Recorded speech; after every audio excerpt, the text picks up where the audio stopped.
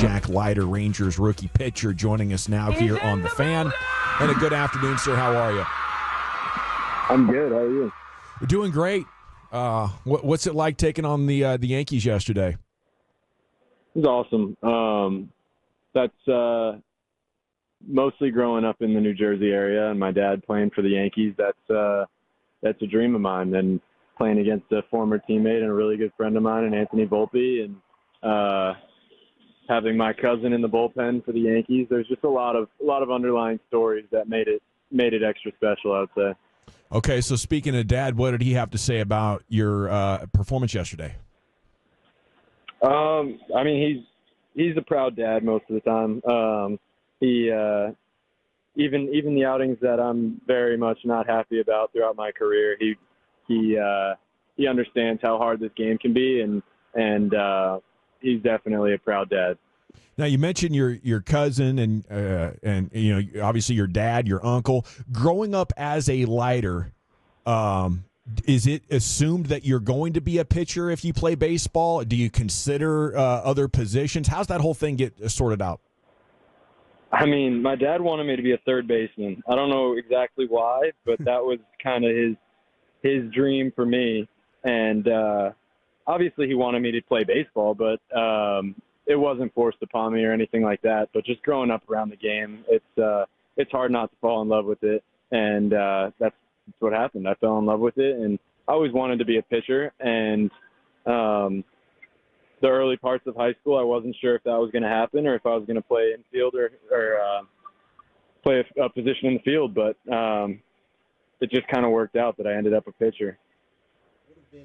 What have been some of the things for you this year that you've really been working on? Is last year, I mean, we had seen that they had kind of shut you down and you were working on some new things, but this year it seems like it's been much better for you overall, juggling from the minors and then now getting opportunities at the big league level. Yeah, it's been a special year all around. Obviously, getting my first taste up here in the big leagues, and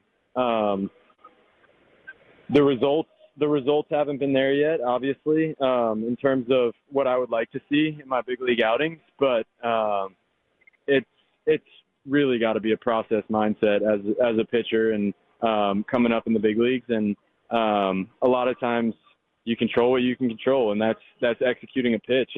And strictly from a process mindset, I felt like my execution last night was the best it's been in all of my big league outings by a good margin. So obviously the results in the final line and the fact that we didn't end up with an extra win in the win column, those all were frustrating after the game. But once you take on the process mindset of, you know, did I execute more times than not? And there's a lot of positive takeaways. So it's a good one to build off of.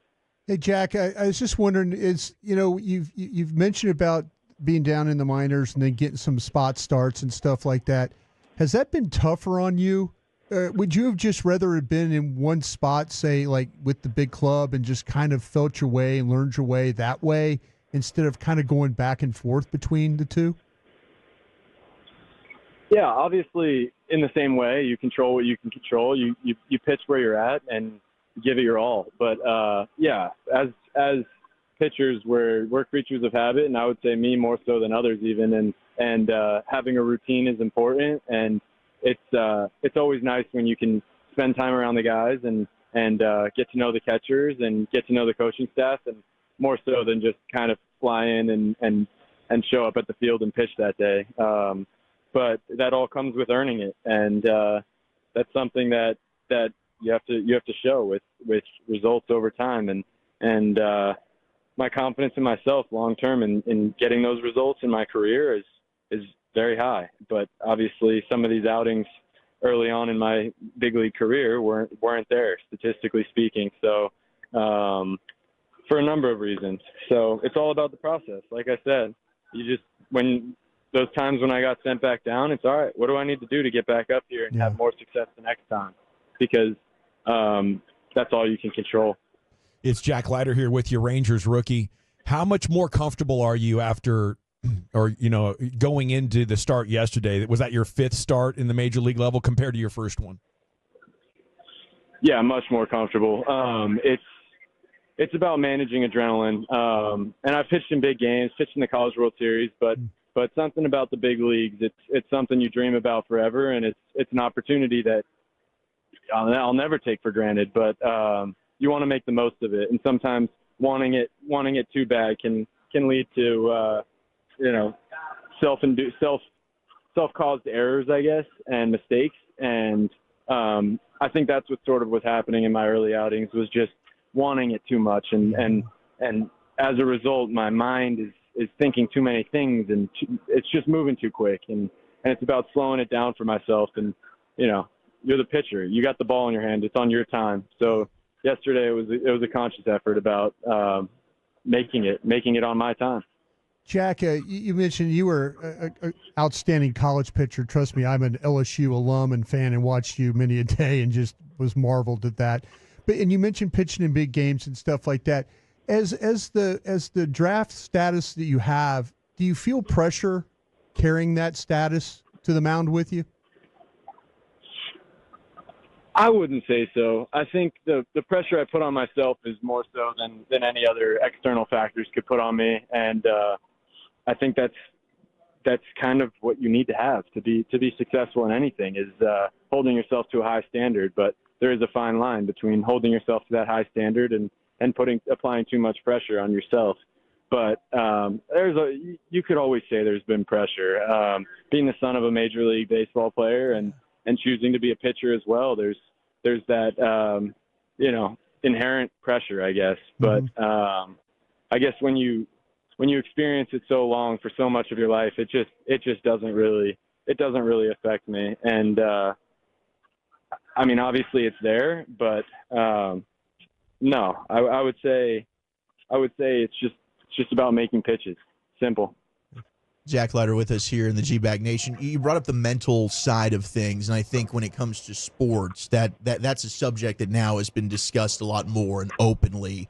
What do you try and do to maybe decompress before a start, or have you kind of had to learn and adjust some things that do work or don't work for you to try and calm down a little bit? Yeah, absolutely. I think the mental side is huge, especially for a starting pitcher, because you're out there on an island. It's your game, and if you lay an egg, it's on you. There's full accountability there, and you just want to do what it takes to help the team win. And like I said, that hasn't been there quite yet, but that's part of the accountability and the working process. And I hope it just makes it that much sweeter when it does start coming around results wise. But from the mental side, there's so many different ways to go about it, but it comes down to how do you get yourself to fully focus on this one pitch. It's the most important thing in the world, and then once it's done, it's meaningless. It's not easy, but it's part of it. Like, this pitch is everything, and then after that, this pitch is everything. And whatever you can do throughout your day, throughout your week, throughout your the hours leading up to your start, and throughout the seconds in between pitches to get to that point is everything. And I think that's what us as pitchers are always working to accomplish more and more. How superstitious are you? I would say I'm pretty superstitious, just because of the fact that I love my routine and my process, but nothing crazy like, I gotta eat this 3 hours before my start, and I gotta put the left sock on first. Nothing like that. What's the general pregame meal though? I try to get a lot of carbs in, and as the adrenaline starts to flow, I used to just not really eat because you don't really think about hunger leading up to a start. But now I've kind of gained an understanding that that's important for brain function and physical function. So I kind of make myself eat some carbs, some type of pasta or rice, and then a protein, some kind of chicken, meat, and I love fruit, so fruit's always in the mix. Yeah, Jack, we're right with you. When you're about to pitch, we eat a lot of carbs too. Getting ready to watch your pitch, just load up as much. We just load pizza, nachos, any boom sticks, anything we can eat at the ballpark. We just do that before you pitch to help you out there. Whose routine do you marvel at that's in that clubhouse right now? Are you like taking notes on some guys? Like, holy smokes, the dedication, the professionalism. Yeah, I mean, everybody. It's a team full of pros, and being out there talking to some of the bullpen guys the last couple of days has been cool for me, because it's a whole different perspective, the reliever routine and the starter routine, and our bullpen having veteran guys who have been the best in the game for so long. It's really cool to pick their brains on, how they go about their process and their routine, and then guys like Uvalde, who's kind of just a model starting pitcher. If any young kid could watch Nathan Uvalde's routine, it's pretty special, and he's very detail oriented, and he's a great teammate who has a genuine interest in making others better. So I would say him, along with truly everyone on the team. It's a special group of guys in terms of routine. We're big Nasty Nate guys, so we see eye to eye there. He's incredible. We love him so much. Hey, Jack, I was just wondering when you sat down and went through the lineup, I mean, for your your pre-pitch, meetings and stuff going out on the hill, did you kind of like just go, and then going through the lineup with Judge and Soto, you're like, yeah, I know. Yeah, I know. Is it one of those things where you kind of, what you're getting into, just knowing that lineup or looking at that lineup, and you're like, yeah, I know. That's I get it. It's got to be different than any other lineup you deal with, right? Yeah, it's the same, but obviously very different than preparing for Salt Lake City or Sugar Land or some of the outings that I faced this year. You're talking about arguably two of the top hitters in the world, and they're 2 and 3 spot, and then everyone else in the lineup's no slouch either. There's really no breaks. I mean, I've always said Anthony Volpe gives me my toughest at bats, because I've faced him about 50 to 100 times just growing up around him and going to high school together and inter squad games, and seeing him in the 8-hole. It's like, all right, this is a deep lineup right here. And then you got an MVP and another MVP in Stanton and an MVP candidate in Soto. I'm sure he'll win one or a couple before it's all said and done. It's a good lineup. But the Aaron Judge size, like, did it even take you by surprise a little bit, even knowing how big he is? I just imagine looking at him there like, oh my gosh.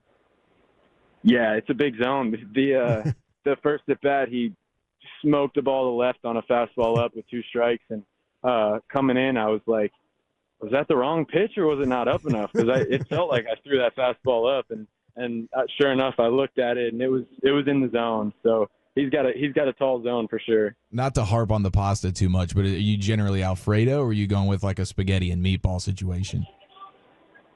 I'm so not a picky eater. Both of those sound pretty delicious right now, so I don't discriminate when it comes to pasta. What's the fruit that you're mixing in right now? I like berries, strawberries, blueberries. My mom used to call me Applejack when I was really little. She cut me an apple every night. So I've always been a guy who, whatever type of fruit there is, I'm gonna be eating it. I'm not much of a dessert guy, so that's kind of my sweet tooth. I love that, dude. Okay, we're going to let you out of here with a little bit of a game. We're going to see how well you know your teammates. This is 3 seconds of analysis. One of your teammates is being described. If you could guess that teammate for us, that would be incredible, okay? All right, we'll see. What he's got working there between the knee and the waist is pretty impressive. Are we talking David Robertson? Ooh, that's a damn good guess right there, Jack Leiter. I like the guess. It's very close, but it is not the actual answer we were looking for, but it was one of the multiple choice answers. It was sitting right there. He was D. He was. Now, we will, if you don't mind, Jack, we'll continue to play this game with you until you get this thing right. How about that? I know we'll have you back soon, okay? All right. All right, sweet. Thank you, kicking ass, man. There he goes, Jack Leiter. Give him hell. We'll be pulling for you, sir. All right. Thank you.